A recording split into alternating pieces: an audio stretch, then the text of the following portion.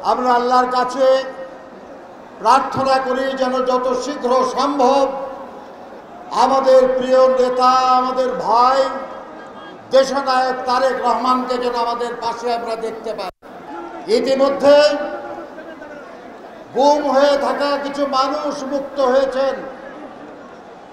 আমরা আশা করি আমাদের গুম হয়ে থাকা অসংখ্য নেতা ইলিয়াস আলী, চৌধুরী আলম, হিরু সহ আরো অনেকে আমরা ইনশাআল্লাহ আমাদের মাঝে ফিরে পাব।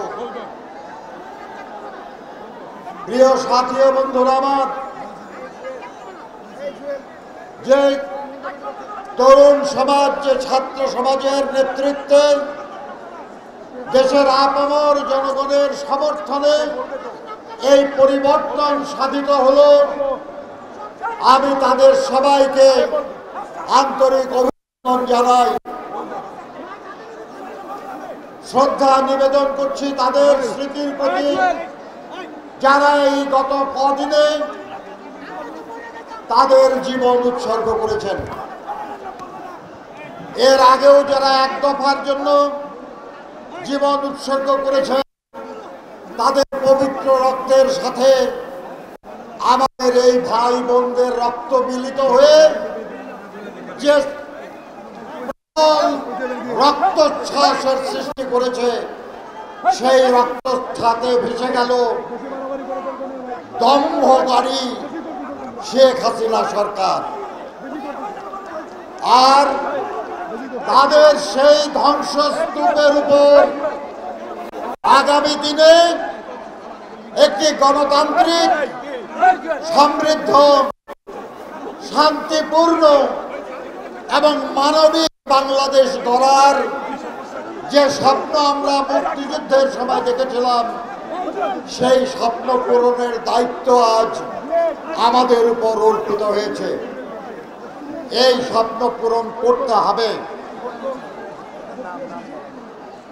এই যে সফল লড়াই, এই লড়াইকে বিপদগামী করার জন্য চক্রান্তকারীরা, বিগত সরকারের সুবিধাভোগীরা নানাভাবে চেষ্টা করছে।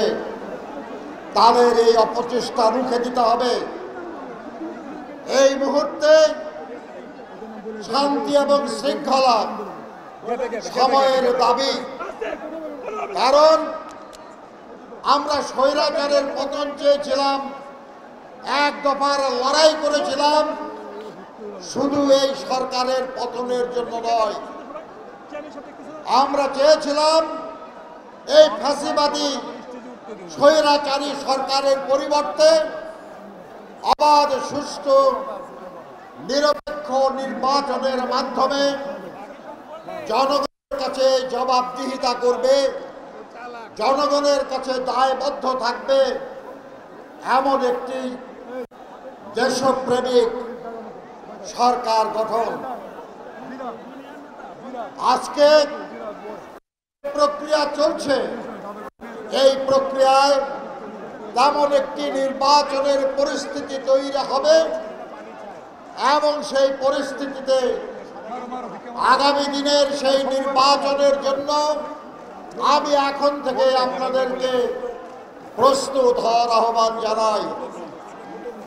আজকের লড়াই আর ফাঁসিবাদের পতনের না, কারণ ফাঁসিবাদ পতিত হয়েছে, দাম্ভিক শেখ হাসিনা পলায়ন করেছে। আজ আমাদের কাজ হলো দলকে শক্তিশালী করা, অঙ্গ সংগঠন, সহযোগী সংগঠনগুলোকে শক্তিশালী করা, জনগণের সঙ্গে সংযুক্তি বাড়ানো, তাদের মধ্যে আমাদের আদর্শের কথা বলা, শহীদ জিয়ার আদর্শ, দেশনেত্রী বেগম খালেদা জিয়ার আদর্শ, দেশনায়ক জনাব তারেক রহমানের আদর্শ।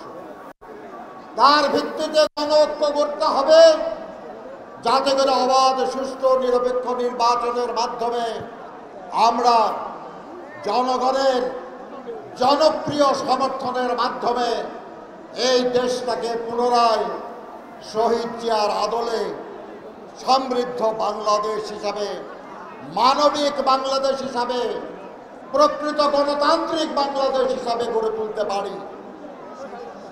আমার বয়স হয়েছে, কিন্তু তারপরেও মুক্তিযুদ্ধ করেছিলাম।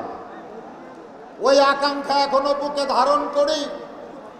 সেই আকাঙ্ক্ষা বাস্তবায়নের যে সময় এসেছে, এই সময়ে আমি আপনাদের সাথে লড়াইয়ের ময়দানে থাকব, এই আকাঙ্ক্ষা ব্যক্ত করে আপনাদের সবাইকে দীর্ঘদিন যে কষ্ট আপনারা করেছেন, সেই কষ্টের জন্য ধন্যবাদ জানাই।